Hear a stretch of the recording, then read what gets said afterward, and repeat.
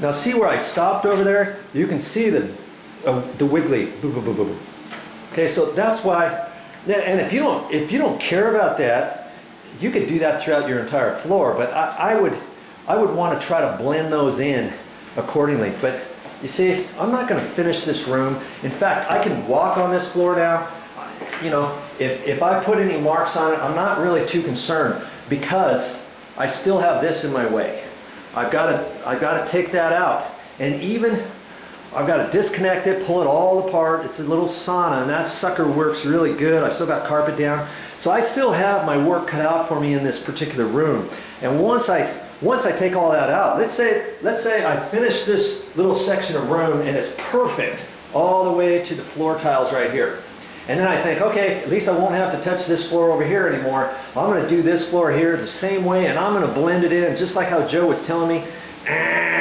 I wasn't telling you that, because if you try to blend that in, I'll give you 99 to 1 that you'll be able to blend it in without showing a line going across there, okay? Now don't get too upset.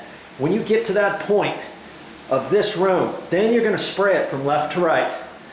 And you're going to start over here on the right. Or I always try to go from right to left, I guess. That's my natural type tendency when I'm doing a floor, because I'm right-handed. Well, if you're left-handed, you can go from left to right. However you want to do it, whatever is easier for you, okay? And then I'm going to spray this again, even though this is perfect. I'm going to go straight across, all the way across, and then back this way. And then move back towards me and do some more and do some more until I back right outside the bedroom door. Then I'll be done with this floor, ready for it to be sealed. Hope you learned something. Okay, now see here, one last thing. Remember I sponged this off, so if you're trying to blend it in, you see there? No matter what you do, you're going to get a squiggly line wherever you stop the stain, or wherever you stop your sponge. And your sponge, that's why when your sponge gets really super wet, you've got to you know, kind of clean off most of it, because there's no way you can do this whole thing without making any sponge marks at all. There's only so far your hand's going to go before you have to then blend that in, but it's a lot easier if you do it all in one go. See, you're gonna have little spots in certain areas. See over there, you've got a little one. Right there, you've got a little bit. Right in here, you've got a little bit. Right over there, you've got something. It all creates some character to your floor.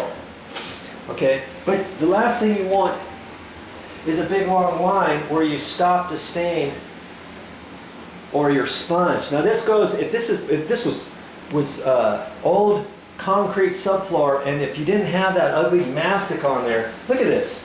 I've scraped this floor, and I've also scrubbed it once with the steel brush, and I was almost thinking we could almost stain over this. This is what it looked like before. See that? Yeah, I still got my work cut out for me. Look at this. Got all this floor here to do. And I've got this hallway to do. Still. But I've done this. Doesn't that look nice? Almost looks like a leathery look. And if you're starting this on a subfloor, concrete, and if you just had carpet and pad down there, and you didn't have any mastic from some old tile, like this, let's say, now all you have to do is get the glue marks off. Then you can use your steel brush on that and do some stuff, you know. Or I've seen people even stain the floor, and you see all those squiggly blue marks back and forth, back and forth, back and forth from the carpet pad. I don't really like those. I mean, you can take off those as best you can. Now see, in this room, I noticed they had carpet pad in here, and this floor has previously been stained. But it didn't have any of that nasty tile and mastic underneath there. But see that line there? How it goes in there? That used to be a long glue mark. You take off as much of it as you can and kind of blend it in like that, and that gives your floor some character. Now see, I've got here's some other squigglies. It's hard to see them, but it goes back and forth, right through there. But those got softened up so much and so nice with the wire brush that now it blends into this floor, and this floor picks up different things. See the line there, back and forth?